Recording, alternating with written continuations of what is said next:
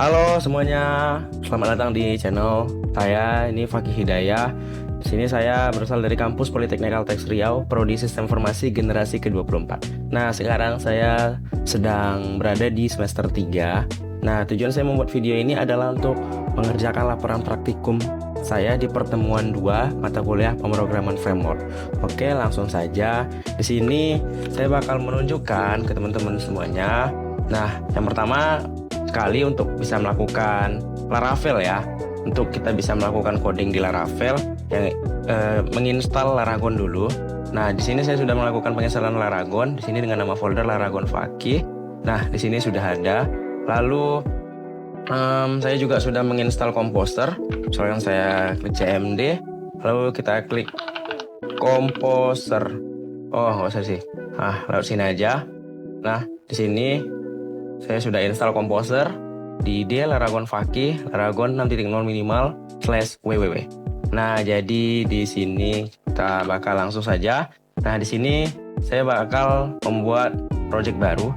Nah, di sini saya bakal namakan projectnya itu misalkan project misalkan ini Fakih Lembu ya. Ini sesuai dengan yang ada di labor saya kemarin, saya namain projectnya Fakih Lembu. Kita langsung aja klik enter dan kita bakal menunggu prosesnya.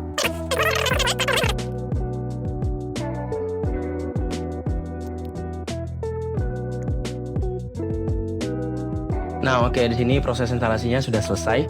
Nah, jadi bisa kita lihat. Nah, oke. Jadi selanjutnya kita bakal buka Visual Studio Code. Nah, di sini kita bakal klik file, kita bakal klik open folder. Mana tulisan open folder sini? Nah, open folder. Kita langsung bakal masuk ke D. Kita masuk ke Laragon Fakih Laragon 6.0 minimal www. Nah, nih sudah ada ya guys, Fakih Lembu. Kita langsung select folder aja. Nah, di sini kita udah masuk. Kita klik yes aja terus saja. Oke, di sini kita sudah berhasil masuk ke dalam project kita, itu project Fakih Lembu ya. Nah, di sini yang pertama kali ya kita bakal kita buka file .env. Nah, jadi di sini kita bakal fokusnya ke sini, DB connection. Nah, di sini ada crashnya nih, ada pagernya. Kita hilangin dulu ya teman-teman. Nah, kita hilangin. Nah, di sini SQLite-nya kita ganti jadi my SQL. Nah, setelah itu ini nama database ya, Laravel yang di sini itu nama database-nya. Di sini saya mau ganti Laravel, dari Laravel itu sesuai dengan nama project saya. Tuh, Fakih Lembu. Oke, sip. Nah, ini kita Ctrl S. Nah, selanjutnya apakah udah ke save? Belum. Kita perlu memigrasinya dulu. Tapi sebelum kita migrasi, kita bakal hidupkan Laragonnya dulu ya. Nah, jadi biar aktif, biar kita bisa ngeceknya. Nah, di sini kalau udah seperti ini kita langsung klik ya saja. Nah, maka dia bakal hidup. Oke. Nah, jika sudah hidup seperti ini, kita buka terminal ya. Di VS Code-nya, lalu kita klik PHP Artisan Serve. Oke. Nah, di sini servernya udah hidup. Nah, di sini bakal dapat nih server running on HTTP segala macam. Nah, jadi di sini kita copy aja. Nah, ini kita Nah, ini kita buka aja langsung di browser. Nah, di sini bakal muncul tampilan internal server error. Nah, di sini kita bakal press dulu, kita bakal klik pp artisan migrate. Nah, di sini kita klik yes. Nah, ketika sudah seperti ini, maka kita bakal coba refresh lagi websitenya yang kita punya. Nah, dia bakal langsung masuk ke tampilan Laravel.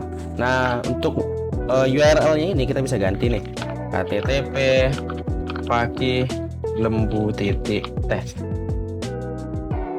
Nah, jadi di sini udah pas ya, namanya udah ganti jadi Fakih Lembu .ts dan sudah masuk ke dalam halaman Laravelnya. Seperti itu teman-teman ya untuk proses awalnya. Oke, jadi kita bakal masuk materi yang pertama, yaitu adalah routing.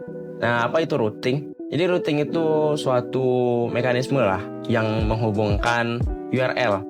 Jadi nih kalau misalkan teman-teman mau buka website, misalkan kita klik Google gitu kan. Nah, atau kita klik YouTube. Nah, kalau kita klik Google, dia bakal nyambungnya kan ke halaman Google. Nah, sama juga ketika kita mau membuat suatu website, ketika kita mengklikkan nih, Fakih Lembu Tes, dia bakal masuknya kemana? Nah, jadi routing itu gunanya adalah suatu mekanisme yang menghubungkan kita, yang menghubungkan URL yang diketikkan oleh kita sendiri. User itu bakal masuknya kemana, ke controller aplikasi mana, seperti itu teman-teman. Nah, jadi routing ya, routing itu ada beberapa macam ya, ada basic routing, ada routing dengan parameter, terus juga ada route name ya, apa sih namanya, name route. Oke. Nah, jadi yang pertama sekali kita bakal masuk ke basic route. Kita langsung buka Visual Studio Code-nya. Nah, di mana kita bisa menemukan coding routes itu ada di bagian sini, folder routes, di bagian web.php. Nah, ini kita kecilin dulu karena udah nggak bakal kepake juga. Nah, jadi di sini kita bisa lihat. Nah, ini resource. Nah, jadi untuk tampilan yang ada di halaman ini itu adalah tampilan dari file welcome.blade.php. Oke. Nah, jadi misalkan nih saya mau ngebikin file baru, misalkan home.blade.php. Oke, di sini saya bakal bikin. Nah, di sini akan saya bikin halo, selamat datang di website Fakih.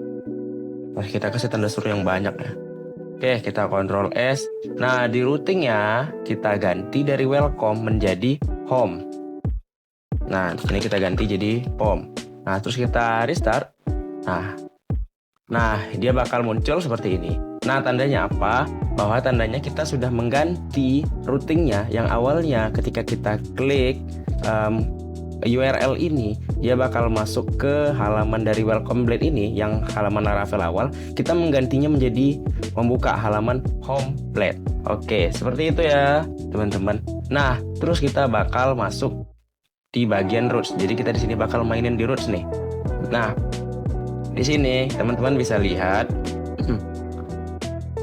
Nih, jadi di basic routes itu, nih misalkan kita copy aja. Nah, di sini misalkan nih kita masukin apa ya? Misalkan kita masukin detail. Nah, terus di sini kita return view. Nah, di sini kita nggak usah return view ya. Di sini kita coba return tulisan aja. Nah, misalkan di sini ini adalah halaman detail saya. Oke, kita Ctrl S. Nah, ini ketika kita restart, refresh maksudnya, nah nggak bakal terjadi apa-apa karena yang di sini kita bikin nih detail. Berarti ketika kita akses di sini kita tambahin detail, dia bakal masuk. Ini adalah halaman detail saya. Nah, jadi ini fungsi dari penggunaan routing, teman-teman. Nah, misalkan nih, kalau apa lagi ya?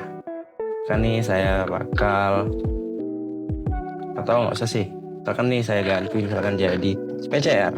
Nah, di sini ini adalah halaman kampus saya. Ctrl S. Nah, sini saya restart. Nah, dia bakal not found karena yang kita cari detail, sedangkan detail nggak ada di root kita. Jadi kita bakal ganti di PCR. Nah, ini adalah halaman kampus saya. Seperti itu dan sesimpel itu. Oke, selanjutnya kita bakal masuk ke pembahasan root parameter. Nah, root parameter ini gimana sih? Nah, jadi di root parameter itu kita bakal mengenal istilah namanya param. Oke. Nah, apa sih itu param? Ini kita Oke. Nah, apa sih itu param? Jadi param itu adalah variabel ya, kayak suatu variabel yang ditangkap itu dari URL yang user masukin. Nah, jadi misalkan seperti ini nih. Di sini kita ini PCR ya, misalkan kita ganti jadi nama, terus kita masukin flash, kita masukin ini, kita kasih param tattoo. Nah, seperti ini. Terus kita functionnya kita masukin dollar mana? dolar param 1. Oke. Nah, di sini kita bakal scan ini makan ini. Nama saya adalah. Nah, di sini kita titik param 1. Oke. Nah, di sini kita Ctrl S. Nah, jadi ketika kita klik nih, nama, nah dia not found ya guys. Nah, jadi kenapa dia not found? Nah, alasan dia not found itu karena ini adalah root parameter yang require. Kenapa require? Di sini kita kan hanya slash nama, kita belum slash misalkan Fakih. Nah, dia bakal muncul nama saya adalah Fakih. Nah, kalau yang tadi saya bilang itu require, kita masuk codingin ya. Nah, jika di sini codingan di routingnya di web.php-nya seperti ini, maka dia ini adalah root parameter yang require. Nah, di sini kita kasih catatan ya. Require. Nah, require itu artinya kita wajib mengisikannya seperti yang saya lakukan tadi. Nah, misalkan kita akses seperti ini, dia bakal not found. Tapi misalkan kita kasih namanya Ilham. Contoh aja ya, Ilham. Nah, nama saya adalah Ilham. Misalkan saya ganti menjadi Oza. Nah, nama saya adalah Oza. Nah, jadi gunanya param di sini adalah sebagai variabel yang dia mengambil dari URL yang dimasukkan oleh user. Nah, itulah yang bakal di-printnya ke dalam halaman yang tampilkan pada user itu sendiri. Oke, seperti itu.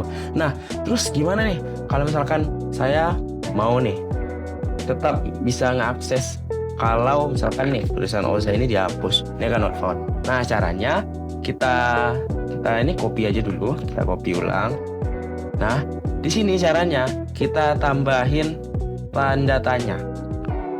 Nah, di sini kita tambahin tanda tanya. Di functionnya kita kasih sama dengan kosong. Nah, ini mengartikan bahwa di parameter itu kita men-set nilai param itu default. Nah, di sini kita coba refresh lagi. Nah, dia bakal mau kemuncul walaupun kita cuman mengakses URL itu /nama/tidak ada. Nah, nama saya adalah gini. Nah, misalkan saya isi lagi tetap tak mau. Misalkan Fakih. Nama saya adalah Fakih. Nah, misalkan saya ganti Oza. Nama saya adalah Oza. Nah, misalkan saya ganti Ilham. Nah, nama saya adalah Ilham. Seperti itu ya penggunaan dari routing, basic root, terus juga root dengan berparameter seperti yang saya jelaskan tadi. Oke, selanjutnya kita bakal masuk ke dalam penjelasan name root. Oke, teman-teman semuanya, jadi sini kita bisa lihat. Nah, ini adalah contoh ketika saya sudah mengubah menjadi name root. Nah, ini adalah name root. Nah, jadi gunanya apa? Jadi penamaan dari name root ini dilakukan itu agar lebih mudah saat pemanggilan root ya, pemanggilan rootnya. Oke, jadi di sini saya udah masukin di home. Nah, sini saya udah memasukin coding ini. Nah, yang dimana ini adalah button yang ketika bertulisan klik di sini ya, bertulisan klik di sini. Nah, ketika saya klik, dia bakal mengarahkan ke halaman mahasiswa. Nah, kita lihat di sini. Nah, dia bakal mengarahkan ke sini. Dia bakal ngeprint halaman ini dan bertuliskan ini adalah name root. Oke, kita bakal coba. Ini kita refresh. Nah, di sini kan halaman yang pertama nih ya. Halo, selamat datang di website Fakih. Kita klik di sini, dia bakal masuk ke ini adalah name root. Oke, jadi seperti itu ya teman-teman untuk yang name root. Oke teman-teman, selanjutnya kita bakal masuk ke bagian controller. Nah, jadi controller itu juga ada beberapa bagian.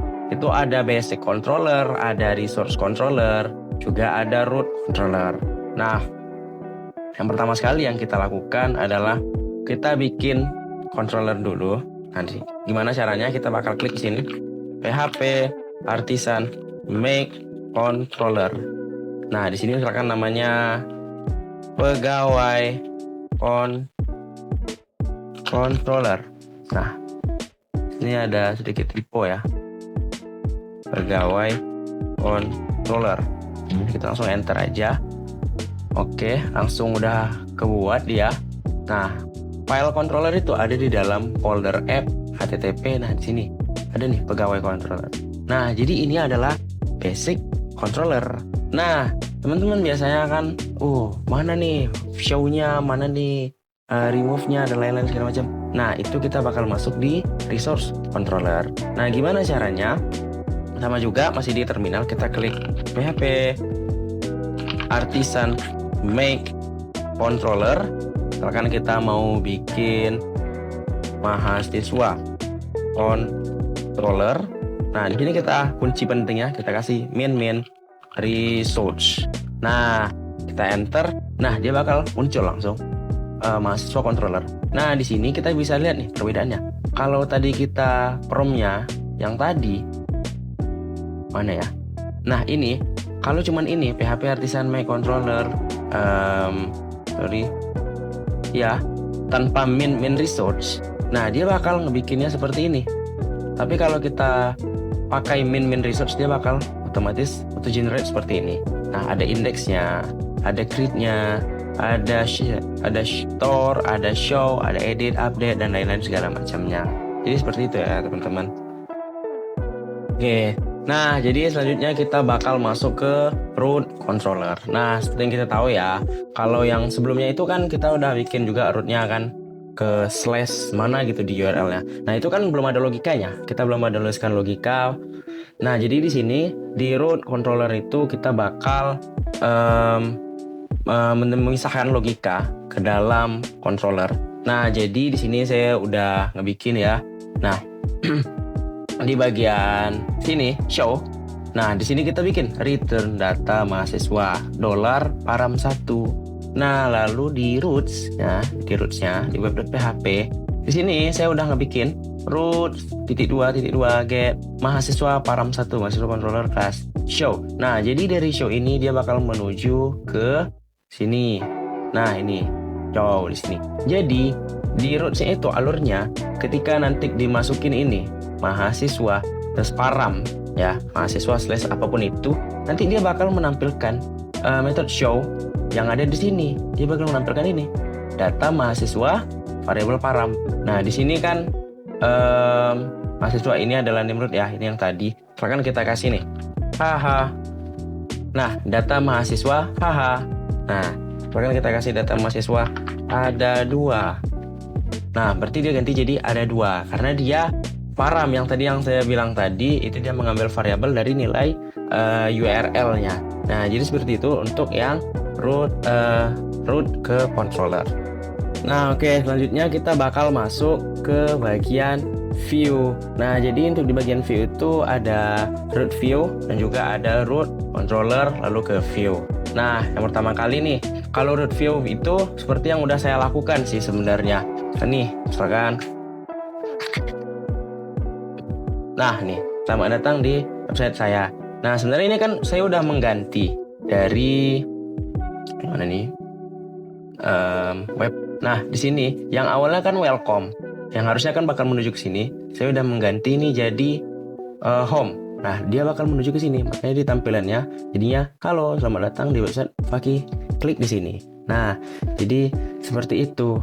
Jadi dia langsung ke dari roots dia langsung ke view. Nah, oke, di sini kita selanjutnya bakal masuk ke yang view yang terakhir, yaitu dari root controller ke view. Nah, di sini saya udah melakukan codingnya. Nah, coba di sini teman-teman semua bisa lihat bahwa di mahasiswa controller ya. Nah, tadi kan saya bilang kita tinggal mainin ubah-ubah di bagian show-nya. Nah, di sini saya ngebikin if jika param1 variabel diklik detail, maksudnya itu ketika nanti saya di URL-nya itu mengetikkan misalkan slash mahasiswa slash detail, nah dia bakal return tampilan halaman mahasiswa detail. Nah, yang dimana halaman mahasiswa detail itu adalah ini, bertuliskan ini adalah halaman mahasiswa detail gitu, pakai tanda seru.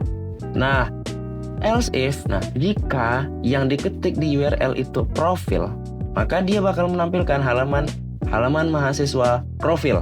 Nah, di sini untuk yang halaman mahasiswa profil itu adalah seperti ini. Nah, tulisannya halo, ini adalah halaman profil. Nah, Oke, langsung saja kita coba. Nah, sini ketika saya klik halo mahasiswa profil, dia bakal munculkan halo, ini adalah halaman profil. Tapi kalau misalkan saya ganti jadi detail, maka ini adalah halaman mahasiswa detail. Nah, jadi seperti itu ya. Nah, oke, mungkin sekian dulu video yang dapat saya bikin hari ini. Untuk laporan praktikum saya hari ini saya sudahi dulu. Terima kasih buat teman-teman semua yang udah nonton. See you in the next video. Bye-bye.